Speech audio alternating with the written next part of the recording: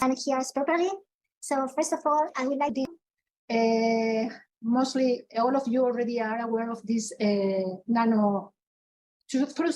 NanoSpin-off talk. Okay, this is a conference series that is supported by the Cátedra Sanca Technology, Nanotechnology, which is led by Professor Reyes Mayada, which is already here.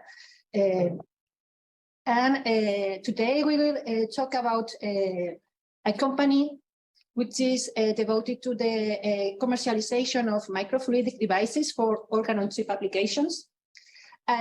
For me, it's really a pleasure to invite Iñaki for this lecture because, I mean, I know him since more than 15 years ago. He founded the company with two colleagues, which all of them have different profiles.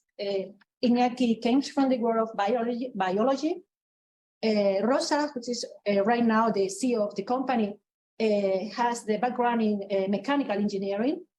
And also Luis, which is supporting the micro technology part or the microelectronic part. So BEONCHIP is a well-established company here in Zaragoza. And he will revive like the company roadmap from the lab to the market. And just to give some tips of Iñaki, because he has not also a very strong background of biology. In fact, he is associate professor at the Faculty of Medicine here in Spain, in Zaragoza. But he's involved in another spin-off company, which is now a well-established company, which is also Evers Medical, which is also related to this, to the supply of instruments for these on-chip applications. So, Iñaki, I think the floor is yours. Thank you very much. And I hope you enjoy the talk. I hope. Let's go to try to share the screen with the presentation with the rest of the people. So, first of all, thank you for coming. It's a real pleasure for me to give you a brief introduction of what we are doing. Okay, I think it's working. Can you hear me? Everything is okay? So, one of the most interesting parts for me is just to give you an overview of what it's important for you to become an entrepreneur or just to create a company. Because sometimes you feel that, okay, it's something that is not for me, it's for other kind of people. But not, I can tell you that it's something that is also for you. One of the things that you need to have just to really be, I always say, this is the talk that I always give to my students, medical students. So to be a good scientist is just to have these 4 different, I don't know if I can see the pointer, 4 different questions: tolerance, curiosity, just to not to inconformismo, I don't know how to explain it, and just to be aware of fake news. Let's go with this. I don't know if it's working, not changing, not working this. Okay, yes, the critical spirit. So I'm sorry, I'm so sure that you are all aware that there's no more room in the planet just for whale sprays. But the most important part is the 500 calories. Just walking in the office, just trying to say that you are doing things. I can promise you that this is not true. This is a false news. This is a fake news. Because if not, I will be much more thinner than what I am.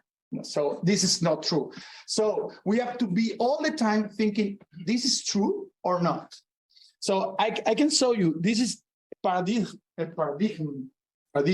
or just a dogma that we have in the medicine faculty when I was studying, or in the biology faculty when I was studying, is that once you grow up, there will be no more replication in the neurons.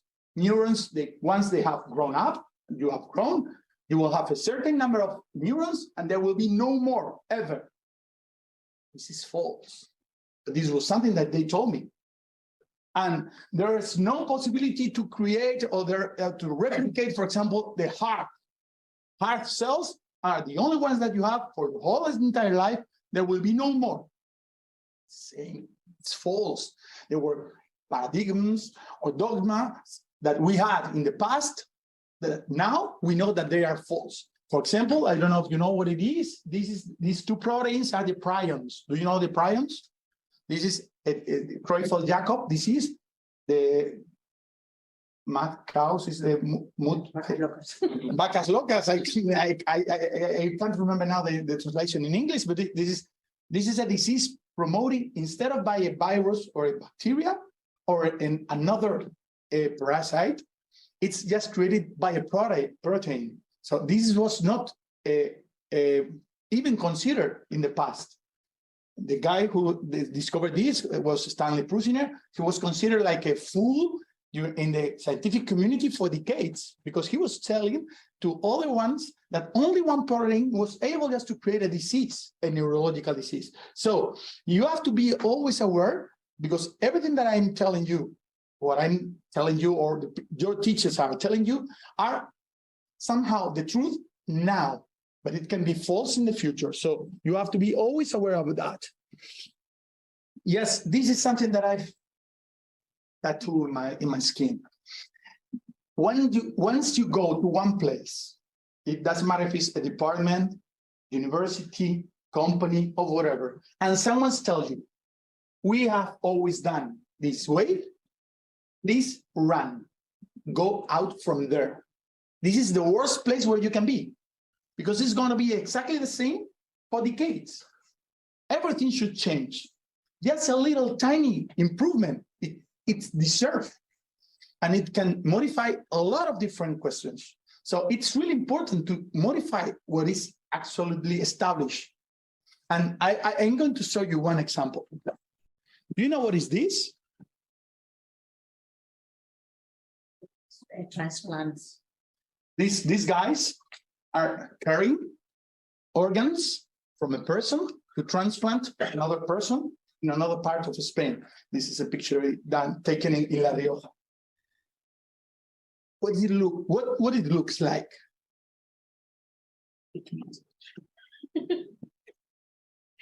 I thought that they were just going to the helicopter pilot. Yeah, stop here. We are going to take some ice in the gas station and we will make it like a picnic.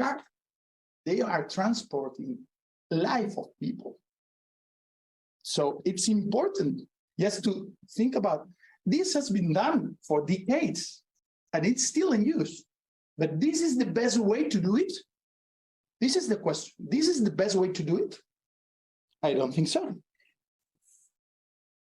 This is the other company that we are talking about. This is another company that they were doing bioreactors for tissue engineering, and they were perfusing liquid in a 37 degrees environment just to keep cells alive in a scaffold for tissue engineering applications.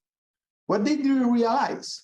Okay, what if instead of putting a scaffold, I put an organ and I just pass oxygenated blood at 37 degrees, that we will have a live environment, so the organ can be kept up alive.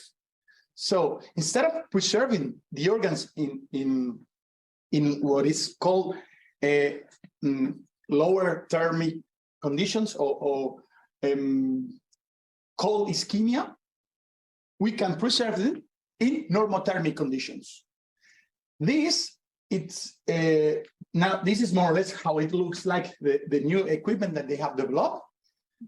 They are able to recover some organs that nowadays they have to be discarded, and they are in the clinical trials. This has been done in Zaragoza, not in Boston, not in Amsterdam, not in London. Zaragoza, Spain, Malpica, el polígono de Malpica. I don't know how to say polígono. So, but this is something because two guys, they were just thinking about what we can change. So, if I always make the same questions. If you broke your leg, you have to take, how it's called? Sticks, no? It's something like sticks, muletas. And you have now, you have no any longer your hands free. Now we are all the time texting or trying to handling just a cup of coffee or something like that. This has not changed in thousands of years. Really, we cannot do something just for this kind of stuff? And just imagine what we are doing every single day, all the things that you are doing that can be modified and that can be adapted to the new technology. One of the most important parts for me, I'm a biologist, working with engineers, teaching in the medicine faculty, and close to a lot of different people with different backgrounds, chemists around me. So the most important part is just to put the problem in the center of the discussion. I will say to my students, the best science is the one that is done in the bars, pubs, or canteens. Why? Because you're there. Hey, what's up? What are you doing? No, I'm doing my PhD in this. Oh, yeah, really? It's interesting. And what are you doing this? Why are you doing this? Because this and this. Have you tried this? No, never. This can be possible. Yes, of course. This is the best way to do science. And this is the only way. I'm just trying to solve medical problems with physics, mathematics, chemistry, artificial intelligence, data analysis. But this is the only way that we are going to solve the problems. Just putting all the different knowledges, skills, just working together just to solve this problem. So which is for you the most separated area of knowledge that you can imagine to solve a problem in cancer, let's say? Which one? I've heard a lot of different crazy questions. So just tell me one. Architecture. Architecture? No way. Super important is the call. For example, tensegrity. Tensegrity is a concept done by Don Imber, is a guy in the States that he was doing like a technique just for architecture, just for building systems, just like bars and angles. And this is the mechanism that the cell uses just for the migration. So it's important, super important for metastasis, and we are actually developing a lot of different stuff on that. So apart from architecture, geography. Nobody has told me before that. Geography, I will have to check to think about it, but I'm sure that the environment will be important. How the environment is affecting the landscape, it's something that I will tell you later. Another one? What about, sorry, it's not working. Philosophy. Philosophy can be somehow related with cancer. This is the word that we have in the lab. This is our motto in the lab, that is me and my circumstances. So it's yo soy en mis circunstancias. I'm conditioned by the environment where I am. Now you're here, it's 5 o'clock, Thursday afternoon. So here, okay, quite quiet, let's say, after taking lunch, a little bit sleepy, no worries. What will happen tomorrow? Tomorrow in 38 hours, 28 hours. It will be Friday afternoon, Friday evening, 1 o'clock in the evening, no exams in front of us. We'll be in a bar, taking beers. You will not be like that, I can promise you. So we are going to behave in a different way. We are different persons? No, we are in a different environment. This is exactly what it happens to the cells. When they are in different environments, if you are in a starved area because you have no nutrients, you will behave in a way. But if you are in a highly dense, highly oxygenated with a lot of nutrients environment, you will behave in a different one. You are exactly the same cell, but behaving in a different manner. So it's important to be aware of the context of the cells. So what's the problem? That sometimes the context is quite difficult to mimic because the complexity, the environment, the tissue environment is quite complex to mimic. What do we do? If we want to build up something that is complex, if we want to recreate a car, what we will do? What you will do? The difference is try. Inverse engineering, it's called, I think. It's just to cut it in all the different unique pieces and try to build up again. First of all, we need to learn how it's built up. And after that, we will build up again. Okay, this is exactly what we have to do with the tumors, for example, with the tissues. I'm sorry for the picture. I think it's not the most tasty one, just for this part of the hour of the evening. This is tumor. This is a brain tumor called glioblastoma. This is a lethal one. There's no treatment for it. So once you have it, I'm sorry, you have to say bye-bye. No more than 15 months is an average of survival. Less than 5% of the people who has this disease is we call long-term survival. It's more than 5 years of survival. So less than 5%.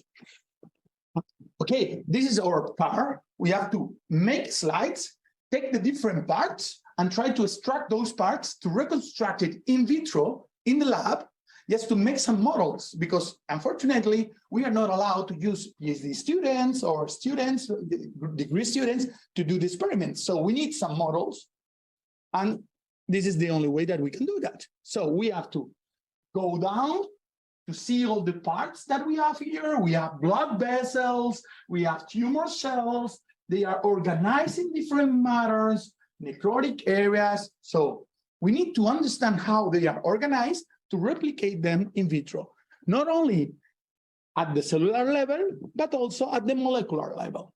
Okay, so if we want to create a model, the most important part, I think that it's clear. I'm not 2D. And tried, not really successful in that. We are 3D. So why we are still using 2D models? Like third dimension is giving us a lot of different questions. Neighborhoods, connections, gradients.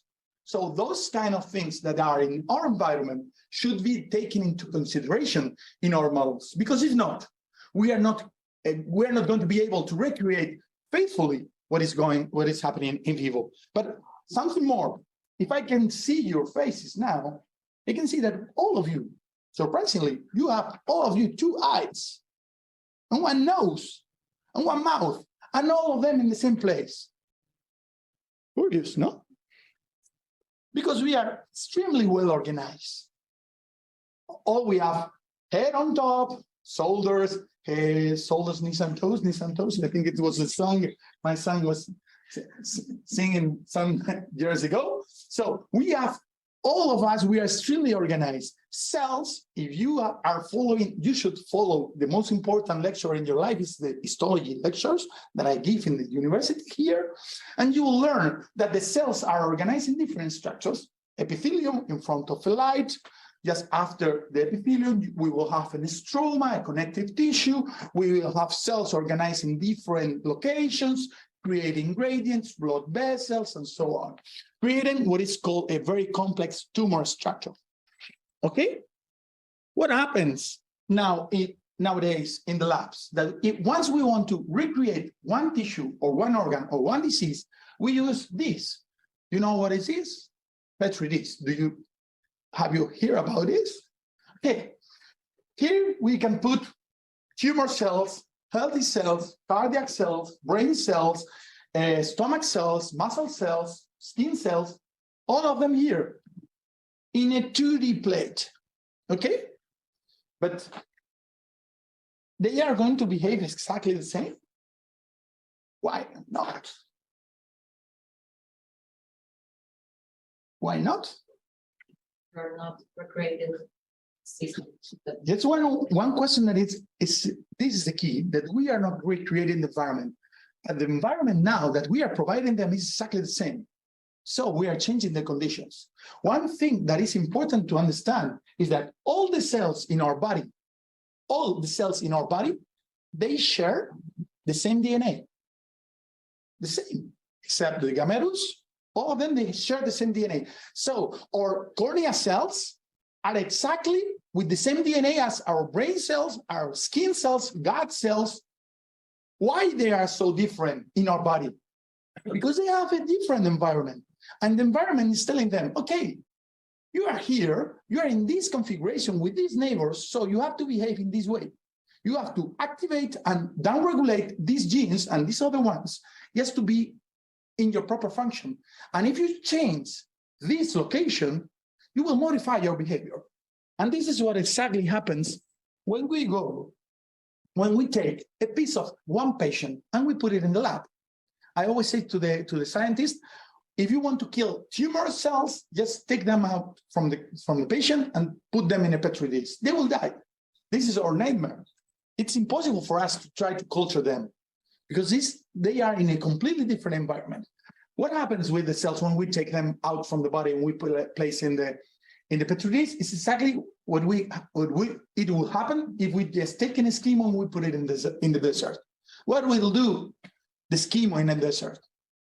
First day, yes, you just imagine they are in an igloo, they're just sleeping, and they just wake up, go out, and they see, okay, change the landscape. I'm gonna make the hole just to take the breakfast. They will make the hole. They will put the fishing line. He will take something. No way. There's two options. If the schema is from Zaragoza, second day, same hole. Third day, same hole. Fourth day, the same hole. He will keep on trying and trying and trying until he dies. This is what happens with the cells. They are trying to do the same, but if the environment is not changing, they will die. What happens to our tumor cells? What happens if the schema is not from Zaragoza? It's just a little bit far away, just from Huesca, from Teruel. He will adapt. He will say, okay, it's too hot here. I'm going to take my coat out. I'm going to make a 10. I'm going to use the fishing line just to make some trams or something like that to capture animals that are crawling here. And I'm going to take these crawling animals as a breakfast instead of trying to take some fishes. So he will survive, yes. He will adapt, yes. But he will be a real, true Eskimo, no any longer. What happened in our cases? We are taking the cells, taking out from the body, taking out from the environment, and giving them some drugs, treatments. And we say, okay, we have been able to kill them. But in the lab, you go to the TV shows, you go to the news, and you say, okay, we have been, a group of the University of Zaragoza, led by Dr. Ochoa, has been able just to kill some tumor cells. And have you heard that news several times? The point is that after that, you go to the humans, and it doesn't work. Because we were killing this adapted schema, not the real one. So we need to preserve the environment in a proper way. This is costing us millions, billions of euros. Just to create a drug is more than 1 billion of euros and more than 15 years. And the biggest problem with this is that we fail when we go to clinical trials because we have false positive results in the preclinical test. We have not been able to determine which drugs are going to fail and which ones are not going to fail. So billions of euros and decades.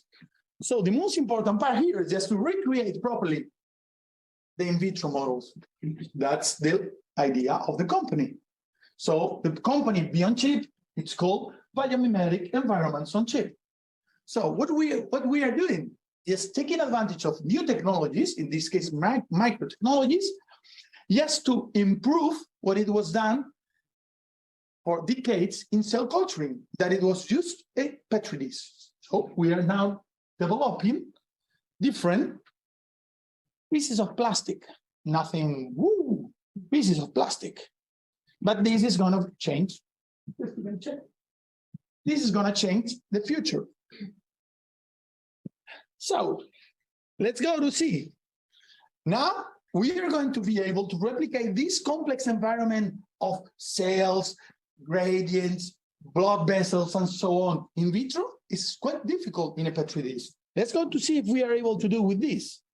The organ on chips, this is the definition that we give in a European project where we define the roadmap of these technologies. An organ on chip is a fit-for-purpose fabricated microfluidic-based device containing living engineered organ substructures in a controlled environment that recapitulates some aspects of the functionality of the organ, and it can be monitored in vivo, in real time. So let's go to see an example. Tumor microenvironment. We are used to hear that the tumor microenvironment is a very complex system. It's not only about tumor cells, but also stroma cells, immune cells, blood vessels, new blood vessels, lymphatic vessels, and so on. So this is impossible to recreate it in a Petri dish, where you can put only cells on this plate.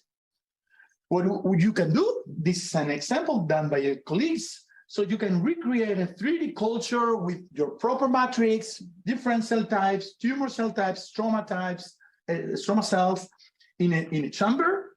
You can put two different channels just connected with this previous chamber, mimicking the endothelial cell, mimicking the blood vessels, or lateral channels, just mimicking the lymphatic vessels. Why? Because I want to create gradients just to see how those cells are migrating, creating the metastasis through the lymphatic vessels or through the endothelial vessels, trying to replicate and to mimic what is happening in vivo in a very complex environment. Okay? This is an example. But this is something that is not done only for cancer. This is not only for one single organ type. This has been done for liver. This has been done for heart, for kidney, just for a gut. I think that is not right there also, for cornea, for a lot of different organs. The most important part, I'm histology professor, is just to know how is built up this organ, where are the cells type organized, and just to place them in the proper place.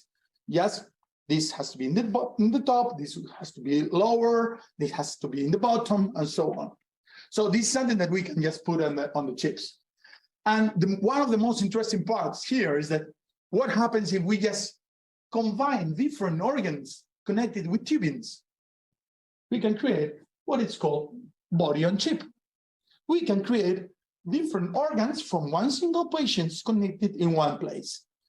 Okay, Iñaki, that's important. Let's think about it. One example, I have one drug I want to try. I put it in a liver cell culture, I put it in a heart cell culture, and I put it also in a brain cell culture. Once I put that drug, 24 hours later, 72 hours later, I see that everything is going okay, smooth and funny. Cells are okay. You will take this drug? I will say no. Let's go to try, just in case. Let's go to give this drug to a mice to see what happens. We give the drug to the mice, and the mice die in 2 hours. What the hell is happening here? Let's go to think about it. If you put the drug and the drug goes to the liver metabolizes the drug and give new components that can be toxic, neurotoxic, cardiotoxic. This can be predicted in the previous experiment? No, because it was not connected. Now that I have in the chip all the three different components connected by the tubings, this is something that I can replicate. Now I can do the toxicology experiments using the chips instead of using the animals. So the idea of this technology is to reduce, people is claiming to replace, I'm just a little bit more, let's say, cautious. We are going to reduce the use of animal models in vitro because we are going to be able to predict the behavior of drugs when we are able to replicate complex environments, like complex systems, like the human body. Okay, one of the things that is important, is difficult to recreate, is just the why we are not using. I don't like the animal models because I'm not like a mice. Some questions are quite similar, but not other ones that are not so similar. I've just taken broccoli and sausages just for lunch. I'm sorry for the mice. He is not taking this. He is not sharing with me the same microbiota. For example, he is not sharing with me the same microbiota in my skin.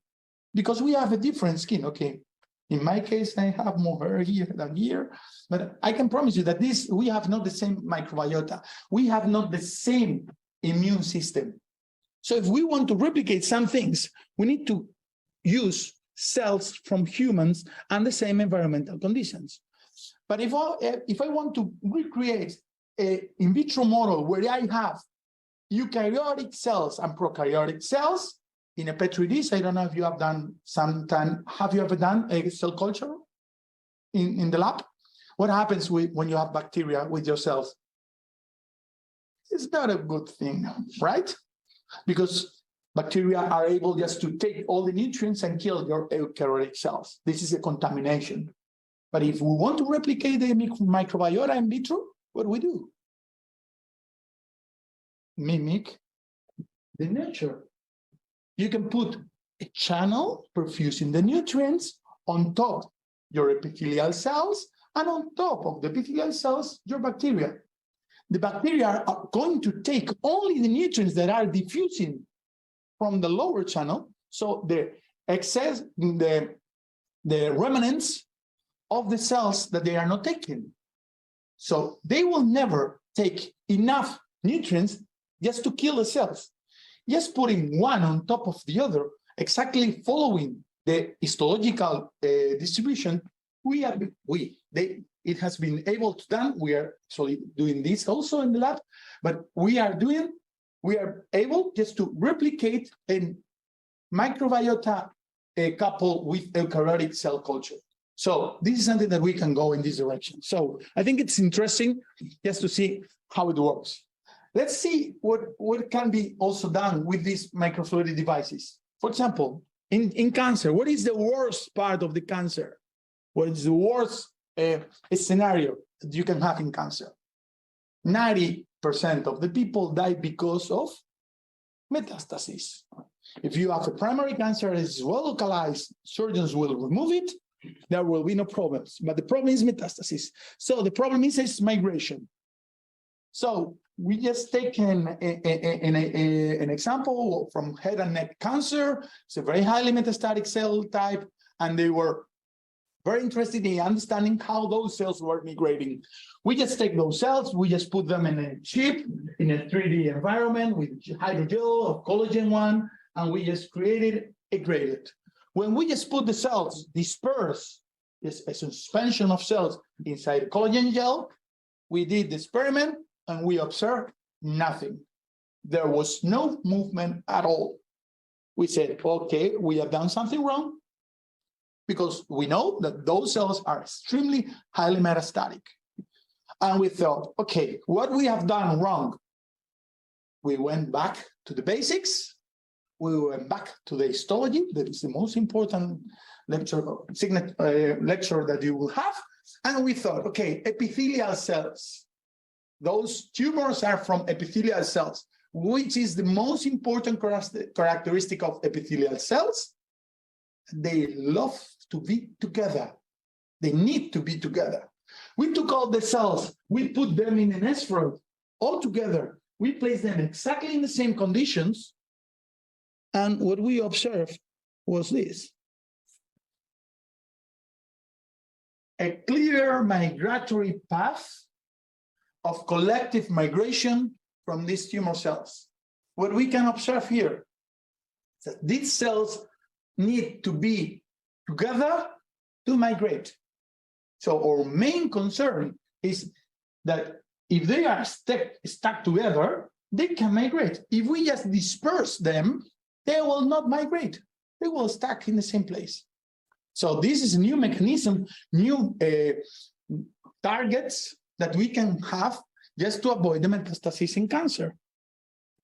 Now we are developing one model in collaboration with Menarini in a European project where we are working now, that we are interested. This is a breast cancer. We are taking breast cancer cells and we are trying to do it also with organoids.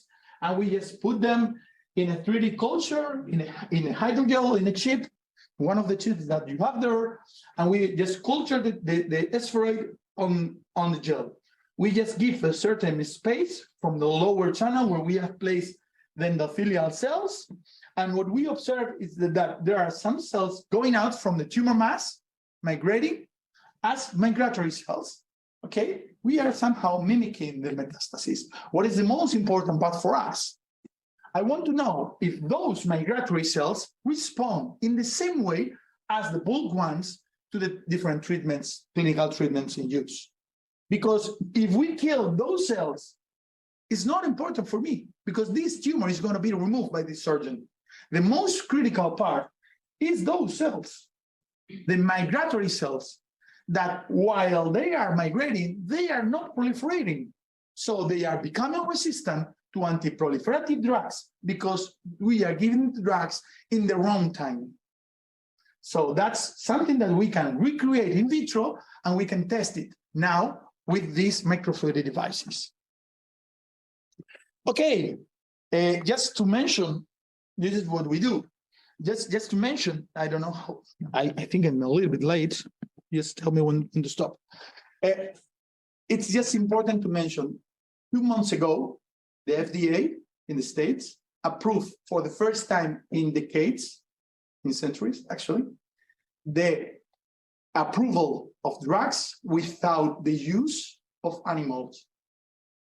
They only need experiments done in organ-on-chip devices. So we are not needing any longer animal experiments just to get an approval of a drug in the States, not in Spain. So what we do is this, but where do we come from, what we are, and where are we going? This is a Gauguin picture saying that. Well, as they have mentioned, BEONCHIP just came up because 2 guys, me and Luis, just met in a room. We just shared the room at that point, and we said, okay, what are you doing, guy? I'm just doing microfluidics, just PCR-based microfluidic lab on chip. Okay, great. Nice to see you. And what are you doing? I'm just doing cell culturing, just mimicking the environment. Okay, good to see. Okay, we are going to stay here for a long time. Why don't we start doing something together? Okay, let's try. But just to do this, we need someone. Let's go to take a share PhD student. If a physicist, a biologist, what do we need? Engineer, clear, mechanical engineer. And Rosa was one of our first PhD students. She spent 5 years doing microfluidic devices just for cell culture applications. And that's how she started her PhD. Okay, we started in a group. Everything started here, as I've mentioned, in bars, as always. But after 5 years, we got some prizes. And of course, it has taken now 12 years, yes, to go where we are. But it was impossible without the people, without a team. It's important, once you have an idea, just to follow up your idea, but just getting people from different backgrounds. We were able just to create a company because of the University of Zaragoza that support us a lot with the Programa Spin-Up, that it was, they explained us how to create a company. It was very interesting. This is what we did at the very beginning. We didn't know what to sell, what to do. We were scientists. We were completely out of the entrepreneurship environment. And we were just wanted to convince our clients that they were postdocs, predocs. We wanted to have distributors with other colleagues and so on. This was crazy. And this was our first chip. It was done in SU8. It took us 1 week to do 10. So you can imagine the number of chips that we have to sell just to become a company. And you can imagine how many people we need to have in the clean room just fabricating 10 chips per week just to be profitable. So that was crazy. Now the group has grown. Now the promoters were Manuel Doblare, is a full professor in the engineering faculty. Rosa, now is the CEO of the company because we just created a company, but she was in charge of it. So she's the CEO, she's the chief. Luis and me. And for sure now there are more people involved, some PhD students, Sandra, But now there are more people around, more PhD students, more technical people, yes, in the company. So the company is growing, just close always to the science, doing a lot of research projects, always trying to develop new applications, just to replicate more and more what is done in the lab, what is done to replicate the in vivo situations. A lot of different products, services about designing, developing, prototyping. So we have to survive, and we have to do both things, survive services and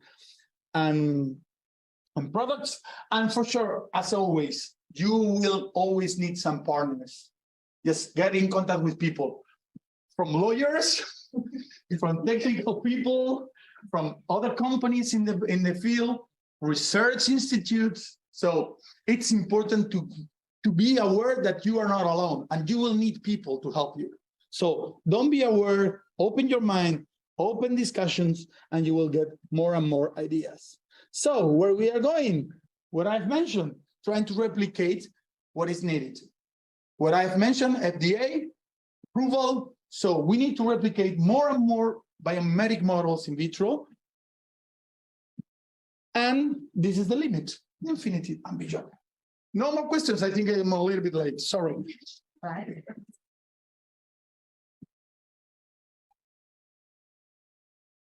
Questions? I have no questions, but I have to emphasize that Rosa was a former student of NanoMat. So he was a NanoMat graduate, and she is a NanoMat graduate for sure. And now is the CEO. That's important. And she will become multimillionaire in the near future. So why not you? So, I mean, we have created actually 2 companies. We are thinking about the 3rd and the 4th one. And what is completely sure is that all of them are going to be run and led by our PhD students. This is your future. It's not ours. We're professionals. We are not going to go in that way, because we are quite, at least in my case, I'm all the time so always thinking in the new one. I cannot be stuck in one. It's so boring for me. I'm sorry. It's my way of thinking. So it's so boring for me. I always have to think in new possibilities, new options, new questions. But for the PhD students, in our case, I think it's important. We have some PhD students that they are going to jump in the companies that are currently existing, but there are new ones that they are going to develop their own companies with the technology done in the frame of different projects that we have done, or creating their own companies from scratch. So, but I can tell you, this is a new way, and it's a new exit, let's say. You don't have 2 options, academia or nothing. No, there are more options, very interesting ones, very, let's say, how can I explain that? Very close to what you are thinking about. I mean, Rosa is just in the next building in the Feminem. She's coming, now she's not coming any longer, so she has become like a PI, but she was just coming to the lab, doing the experiments, yes, but in a different way. Just thinking about products instead of thinking about experiments, and trying to put those things in the hands of a lot of people. So I'm completely sure that you are doing something that it can be a product. Completely sure that all of you are doing something that it can be a product, because all of you are doing something that is different, or you are thinking about something that is different. So this that you are thinking that is different can be a product, and if it can be a product, it can be a company. And then you need some help for sure. But now I promise you that you are in the best moment ever in Spain, yes, to create a company. So there are a lot of money out there, companies. It's hard to get it, but it's there. And there are a lot of support from Spain, from the European Commission and the European Union. So don't forget it. Don't discard this option. Just think about it. Questions? So I lost in this point, but I guess you feed the system continuously with blood. Not with blood, we are using the cell media. It depends on the application that you are interested in. You are perfusing cell media, you can perfuse cell media with immune cells, you can perfuse blood if you want, you can perfuse whatever, it's a channel. So just to mention, these things, as I always say, those chips are plastic. All the science is in your head. You can use them as you want. You can put nano stuff, you can put new biomaterials, you can print on top with a 3D printer, you can, what we are now putting a lot of different electrodes just for different applications, but this is a plastic. Science is in your head. What do you need to replicate the right environment? Bacteria, cells, blood, whatever. How should I place them?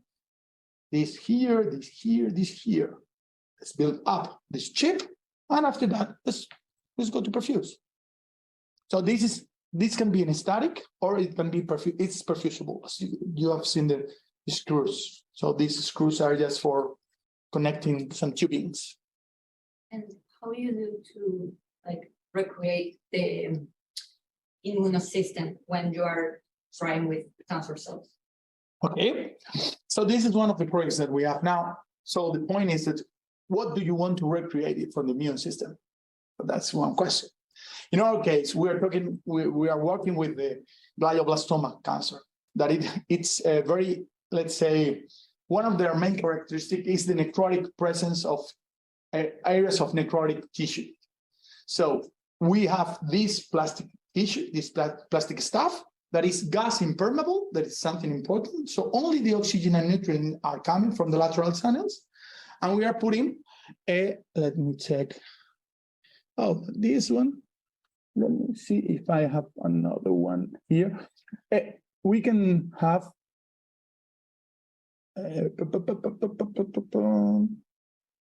we put a lot of cells on the chip in it, and we are able to recreate.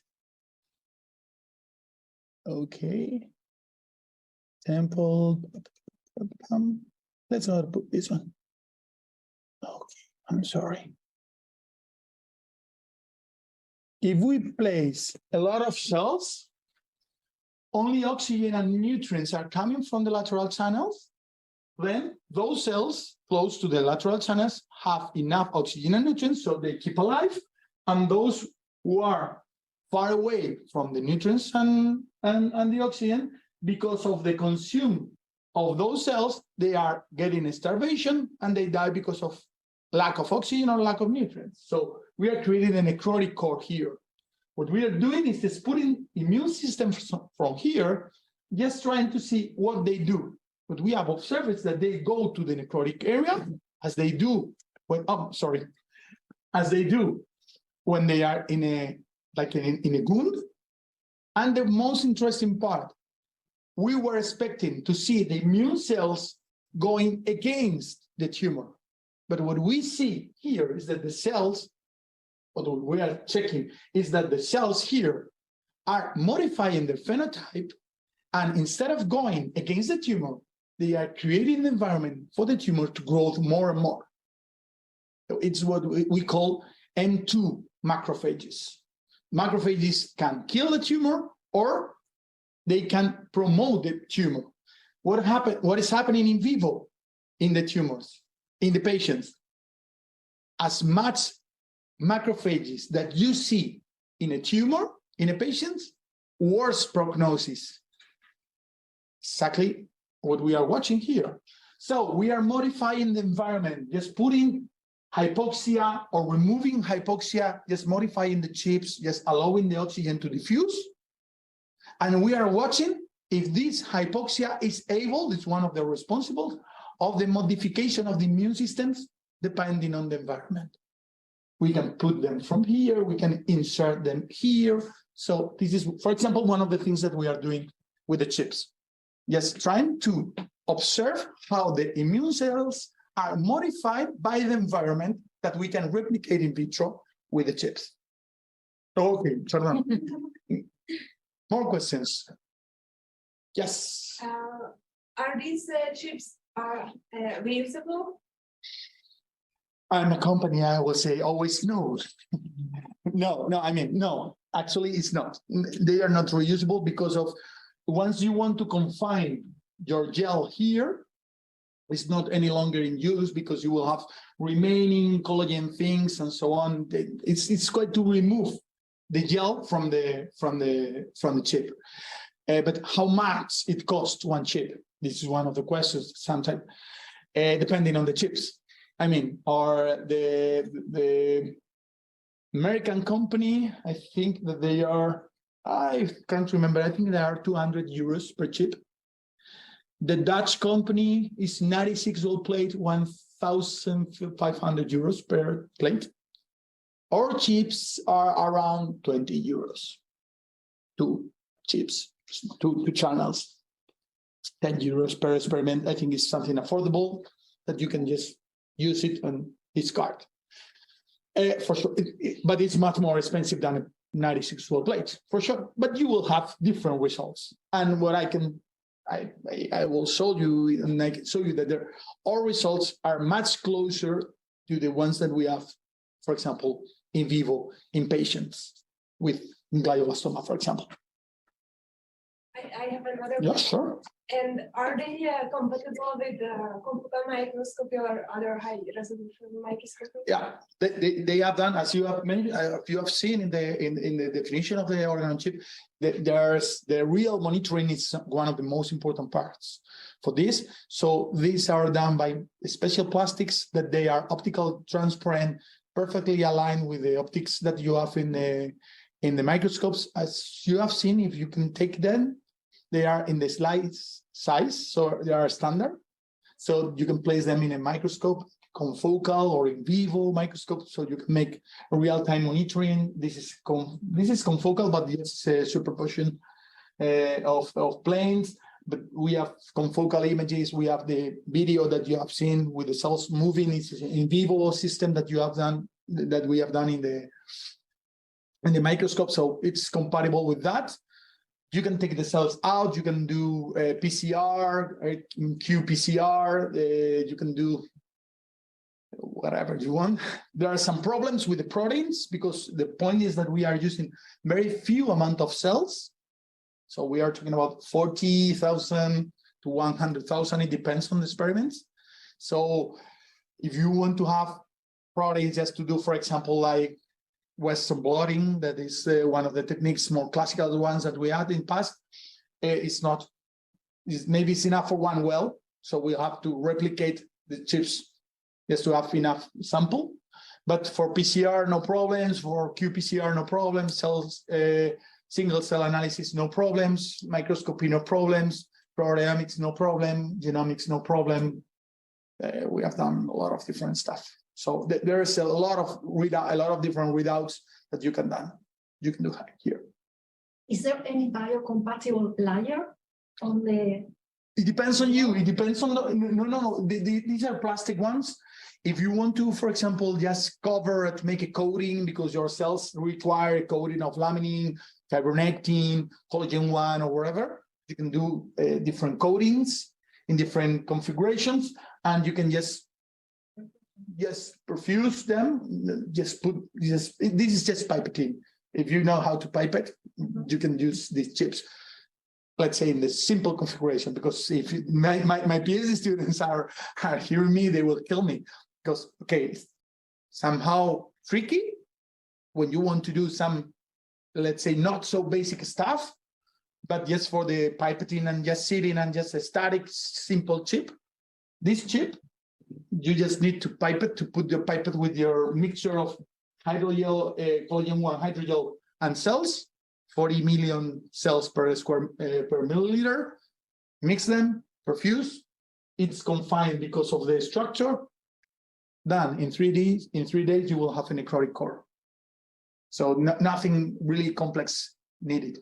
If you want to have, for example, in a membrane, a very specific, we are working now with iPS cells, differentiated to cardiomyocytes. And just for those cells, we need to treat the membranes. Just for example, with laminin, we are treating the membrane, making the coating after that, and just to seed the cells. More questions? Sure. For example, when you use it in an incubator, 5 different chips with 5 different conditions, you need 5 for the perfusion 5 pumps. How big are they? Yeah. Are they fit into First of all, why do we need an incubator? or the condition 37 degrees? 37 degrees. Okay. We need another CO2. Why? For the pH of the medium? The medium is all the time removed. You are not accumulating waste. You are removing. We are not in a 5% CO2 environment. That's one of the questions. You don't need. It will depend on the experiments. I mean, but if you are in a perfusion system, you are not needing any longer CO2 incubators. You can do it in a 37 oven, much cheaper than the CO2 incubators. But you are right. It depends on the chips that you want to perform. You can put in series. I don't know if something has gone wrong. Se ha producido un error en la conexión de red. I don't know what is. Is another one. Yeah, That's normal. I'm sorry. I don't know if it's now working or not. So the point is that if you need, you can put 5 in a row. I don't suggest you that. If you have different conditions, of course not. You have one media and one chip, one another media, another chip. For this, multiple options. From just putting the media and different chips and just moving the chips with the rocker, putting different syringe pumps, 5 different syringes going in the same direction, different tubings, but yes, you need to parallelize different conditions, different chips, syringes, and so on. Yep. Yeah. Okay, thank you. Yeah. Okay. I usually don't like but these are the chips, and I like the chips, so it's good. Yeah, I mean, you will see the electrodes and nanomaterial surfaces, chemistry. So I think it's a good thing. Thinking in this way, I think it's an important milestone that you said that just 2 months ago, the United States, the FDA approved the testing just by this. So I'm going to the first point that you showed, no? The long time that we need to develop new medicaments or whatever, this will be really a breakthrough. So I'm thinking that, of course, all these chips are reactors. I'm a chemical engineer, so they are reactors. And thinking in high throughput experimentation. Yeah. You know that, for example, in catalysis, this is very common. You can test, okay, all the combination of all the periodic table in. Yeah. So how do you think this is possible? What is missed? The detection part, because you need a huge microscope, or another kind of detector that could help to this high throughput experimentation? Do you think is possible? Yeah, actually, one of the points here is that we are not now currently doing complex experiments with a lot of different actors. So if you have different cell types, if you have different conditions, it's not as easy as just putting it as a drug, because these high throughput experiments, 96 well plate, 38 well plates, that we are doing, like testing a lot of libraries of compounds, this can't be done with organ-on-chip devices because they are so complex that the readout sometimes is really complex to see. But it depends on the experiment that you are wanting to perform. I mean, if the readout is, for example, albumin production, insulin production, okay, you can put different sensors in a 96, 38, 384 well systems or chip system. And if you detect that on the chips, that will be great. Actually, we are now trying to prepare one European project just on that way. what is needed from the chips just to get as much information as possible. Electrodes, electrochemical sensors, optical sensors, microscopy, gases, all the different stuff that we can imagine. We want to put them in one chip just to see how many different kind of information we can get from a chip. Because I mean, you can do online monitoring of glucose, lactate, you can do circulating DNA from the chip. Actually, we have, I don't think that we have here the experiments that, no, it's not in this presentation, I'm sorry.